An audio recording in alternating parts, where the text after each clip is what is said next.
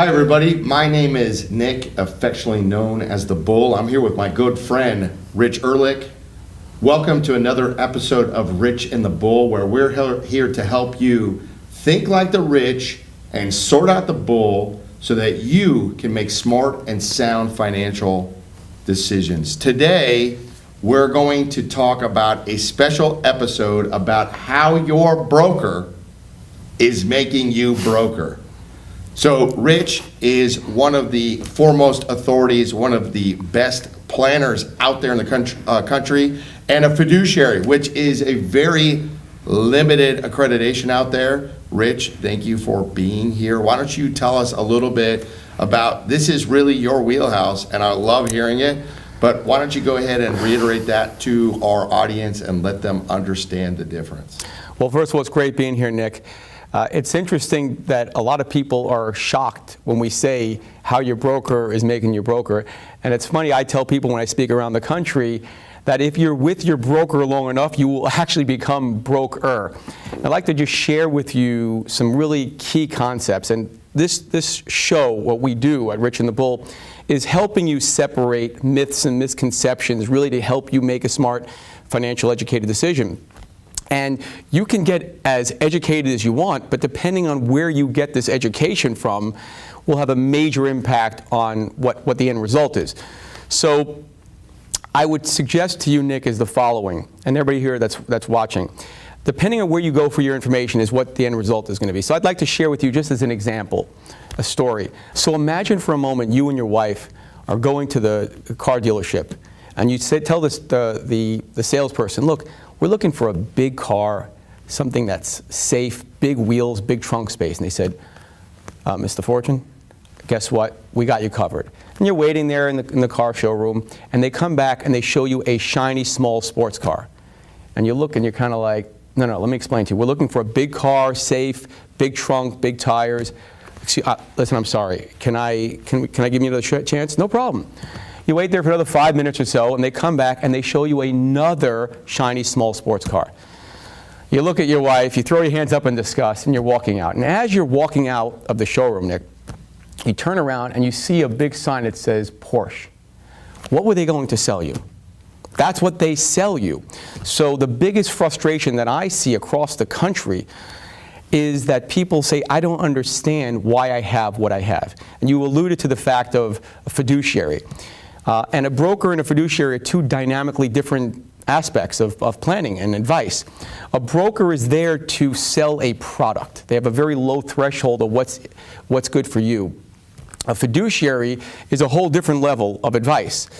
When I'm sitting there and other fiduciaries are sitting there talking to you about your investments, we have to be looking, what is the best thing for Nick? What's the best thing for you out there? We solve for that, and then everything else comes from there. And I go back and I ask, I said the same thing I mentioned in a previous video. If you went to a doctor and they just started writing a prescription, well, was it the best thing for me? Did they do a background check for me? Did they go through all those things? So the reason why people are getting hurt and they're frustrated after all these years of saving money and they're kind of back to where they were before is because they don't realize that their brokers really don't want them to make money. And when I tell that people, they're stunned. They say, what do you mean? How can my broker not be making money? And I say, look, I'll give you an example. Let's say we went back to 1998, more than 20 years ago, and you just put your money in the S&P 500, right? They're all trying to beat the S&P. So if you put your money in the S&P 500 in 1998, 2 years later, you made about 28% on your money. So it's 2,000. And you're thinking to yourself, wow, hey, that was a great decision. I want you to sell, right? Because we're told buy low and sell when? High. So your broker says, Nick, I don't know, whoa, hold on a second. You don't want to sell. Do you like to make money? And you say, yeah, I love to make money. So why would you want to sell? And you're like, well, maybe he's right. So you don't sell. Anyway, the following few months later, there's a tech bubble, and now you're 28%. You lose all of that plus a little bit of your principal. The following year, 9/11 comes around. Once again, you've done nothing wrong. You've just listened to the advice. Now your 401k has turned into a 201k. You've lost half your money, and you're saying, oh my gosh. You call up your broker, assuming you can get them on the phone. They're hiding under their chair. They answer the phone. You say, look, you got to get me out of here. And they say, look, Nick, that's not a real loss. It's a what? Paper loss. It's a paper loss, market right? always comes back. Right, and also, listen, hang in there. The market comes back, and you're in it for what? The long haul. So you kind of buy into all this stuff, and guess what? The years go on, and guess what? Your account starts to go up and up. And a couple of years later, they finally find your number again and say, hey, Nick, we're making money. And you say, wait a minute, hold on a second. I used to have this much money. Now I have here. I'm just coming back to what I had. You stay with them. The top of 2008 rolls around. You're like, wow, I'm actually ahead of where I was 8 years ago. And you say, wow, Nick, thanks so much for that advice. You got to sell. And what does the broker say? Nick, do you like to make money? Of course I like to make money. Oh, that tech thing, that was a once-in-a-while thing, and you don't sell. Because guess what? You believe it. Years have gone by. We know what happened in 2008, and bam, just like this, like a thief in the middle of the night, you just lost half your money again. It's 11 years later. So I go back and I say, why your broker doesn't want you to make money, like it's just like a casino host. Their job is not to make you money. Their job is to keep you playing. Because as long as you're in the game, the longer that they're making money. Yeah, people don't realize a couple different things. Number one is if you're out there and you have $200,000 in the market and they're making a point and a quarter off you, and you go from 200,000 or to 150,000, I mean, they still get paid. Whether you Right. make money or lose money, they still earn money. This is a warning for all you guys out there watching this. So many of you are in the bad for your financial planner. I mean, we just literally talked to somebody last week. They gave them a plan, they're going through it, and everything that they were told isn't the way that it works out, right? They go out there and they're told one thing, but now they're several years in, and the professionals are looking at it going, wait a minute, this investment doesn't work this way. And this lady says to us, oh, I'm going to go back to my financial planner. And I said, wait a minute, you're going to go back to the person that gave you bad advice and ask them for more advice? Here's the other thing that we run into is when these people go along and they're going back to the professional, a professional's never going to tell you, yes, that's a much better program. Will you please take the money out of my family's, my pocket, take the food off my family's table and send it to that guy? They will never do that. Financial planners have a bias. Right. And that is the biggest difference. A fiduciary, you cannot by law do that. By law, you have to put them into the best investment that's available to them. A financial planner is putting into the best thing for them, so long as they get paid on it. Yeah, those are excellent points. I tell you, on any investment that you make, there are basically three things that you can do. You can buy an investment, you can sell it, or you can hold it. Those are the three things that you can do. I have a question for everybody out there. If you have money in a brokerage account, when was the last time your broker called you up and said, hey, let's sell. Let's move to a place of safety. If you are one of them, you are the rare person out there. I've seen very large accounts that they don't get that. And the reason is there's a story. And like I said, their job is to keep you in the game. And by the way, on the fees, of course, we all want to pay the least. But I would say fees matter only in the absence of value. You're not going to negotiate with your heart surgeon. You want to make sure you come out okay. So if you're going to pay a fee, there's got to be some real value there. That's what a fiduciary does. That's what we do for our clients. There's got to be a real value to help protect you, because at the end of the day, this show, Rich and the Bull, is about separating the bull. It's about separating the myths and misconceptions, getting the right facts so that you yourself can make smart financial decisions. And I think, Nick, that if people get that, people are smart enough, and our role is to help them, to coach them along the way to help them get there. Well, one of the things that you watching need to understand is that some of the best investments that are out there, your broker doesn't have any access to it. Right. Either they're selling it private party, or they're a small privately traded company, or maybe they're not so big, or they're not on a major board, or whatever.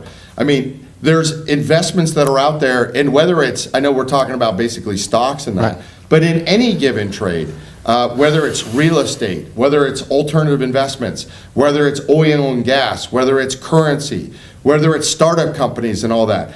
People think that their major clearinghouse that's been around for 150 years, they have access to everything. They are all knowing, Right. Everything is available to them, and it's not. There's a lot of these great investments that don't want to go to these major broker houses. There's many of these investments that are outside of the normal that pay you a much better return, that if you actually knew what they were, you would stop doing business with your broker. Yeah. Or it doesn't cost you, right? They're not taking a fee, they are the investment. Well, to that point, I think it's so important to understand this. I don't believe, and I really want to believe this, that the people that are handling your accounts that are brokers, they may be family, they may be friends, they may be family, whoever they may be, I don't necessarily think that they're doing something on purpose to hurt you. But I go back and I say, look, if your a friend from high school, you've known them for 30 years, and they become the GM, general manager of a Ford dealership, and it's time for you to get a car, or any place, you go there is no chance that you're not walking off the lot with a car that's made of Ford. It's not because they're bad, it's because that's what they sell. But if there's something else better for you, so that's the broker model, that's what they sell, and everybody has to fit that. But a fiduciary is somebody who's going to create something that's in your best interest from the entire universe of investment platform. Yeah, people get vested into the investment instead of, or the advisor, instead of the investment. They're buying the fact that the advisor, every time that your advisor gives you advice to go buy a product, or somebody talks about it, you need to look at it objectively and reevaluate that specific investment again. And we talk about, when you contact us, we help with the coaching, and we say, did you ask this? Did you ask this? Did you ask this? Here's your checkoff list, right? Things to look for, things to ask, how to identify certain particular aspects of an investment so that they take a lot of the risk that comes from the unknowing. You still have acceptable risk from the investment, but a lot of the things that you're not sure of, you get to put those aside so that you can feel comfortable about going into that investment. You're so right. It is about creating a checklist, and that's really what we do for our clients, creating that checklist. I find it's funny that when the client recognizes the light bulb goes off and we wind up repositioning assets to help them a plan that's going to do their best, it's amazing what the brokers say, after the fact. Oh, I can do that too, or you're a dummy for doing that. And That's fantastic. They kind of laugh. That's fantastic Kind of laugh. You brought that up. So, here's the thing, when you go out there, if they knew how to do it, why didn't they? Right. If they don't know how to do it, they don't get another opportunity with you. That's it. I mean, if you went out there and you left them and you found this great new opportunity, right? This great new vehicle, whatever.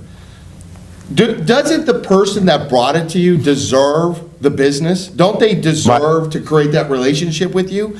Because they've earned it. And that's what I talk about, a moral compass that these people are going out there when they're doing their investments, that they're in the bag with their advisor and they're going to go back to them, right? If you have found a new investment or a new vehicle or a new piece of advice, it's because you are growing. And you've outgrown your advisor, and it's time to move on. It's time to get out, like we were talking about, get out of the fishbowl and go into the big body of water, because there's a lot more opportunities available to you. Sky's the limit, and you will realize that these resources and these vehicles become more readily available, and you can take advantage of them. And when you learn this step-by-step process, you're going to learn how to sort it for yourself. You won't need anybody telling you need to get in those investments. You're going to know for yourself whether or not it's a good investment. As we wrap up, so many of the comments that we get from our show talk about that they're so refreshed that they really have someone who's an advocate, who has the checklist that helps them out. And that's really, I know, I'm speaking probably for you, I know for you as well, that's our reward. That's why we do what we do. And keep in mind, Rich and the Bull was designed for people like yourself, and I commend everybody here watching, because guess what? You're being proactive. You recognize in the back of your head something is not right, And that's what really gives us the greatest value. And you got to make sure that you go out there and get this information out to other people. Put this Share it. tool, share it. Put this tool into the hands of those that you love and you care about us. Remember, always like and follow us on Facebook.